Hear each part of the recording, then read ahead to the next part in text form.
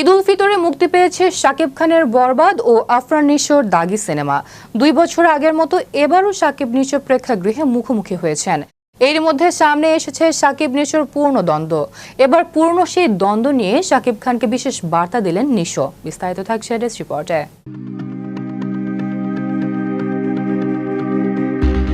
ঈদ উল ফিতরে বেশ কয়েকটি সিনেমা মুক্তি পেয়েছে।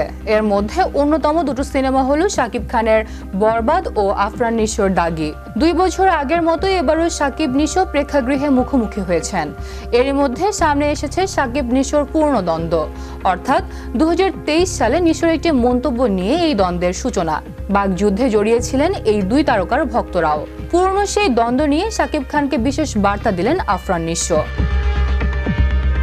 সম্প্রতি এক সাক্ষাৎকারে এ বিষয়ে কথা বলেন এই অভিনেতা। আলাপচারিতার শুরুতে নিজের অভিনীত দাগি সিনেমা নিয়ে কথা বলেন আফরান নিশো। সমালোচকদের দৃষ্টি আকর্ষণ করে তিনি বলেন, যারা সিনেমা হলে গিয়ে দাগি দেখেছেন তারা গঠনমূলকভাবে সমালোচনা করুন, পছন্দ না হলে ভুলগুলো ধরিয়ে দিন। পুরো টিম জানতে চায় আমাদের কোথায় কোথায় ভুল ভ্রান্তি হয়েছে।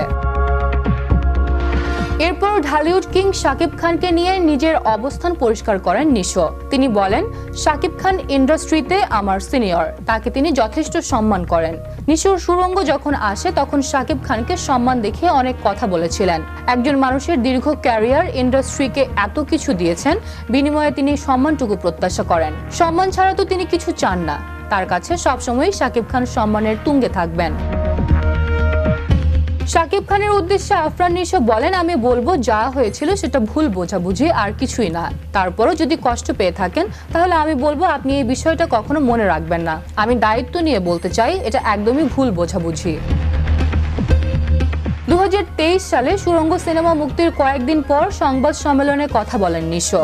সেখানে জানতে চাওয়া হয়, আপনার প্রথম সিনেমা, আরেকদিকে ঈদের মতো উৎসব আর শক্ত প্রতিদ্বন্দ্বী, এসব কারণে চাপ অনুভব করছেন কিনা। এ প্রশ্নের জবাবে নিশো বলেন, একটা প্রশ্ন বারবার আসে, সেটা হলো চাপ। আসলে কিসের চাপ? এখন বয়স 40-এর উপরে, অনেকদিন ধরে কাজ করছি, তাহলে চাপটা আসলে কিসের? আমি তো সোকল্ড হিরো না যে বিয়ে করে বউয়ের কথা বলবো না, বাচ্চার কথা বলবো না। এ ধরনের দর্শক অনেক আগে ছিল।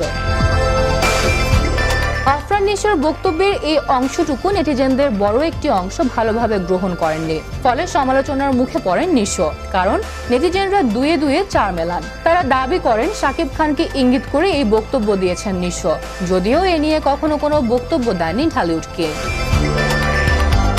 আনিকা তাবাসসুম, তিশা, বিশ্ব বাংলা 24, বিনোদন ডেস্ক।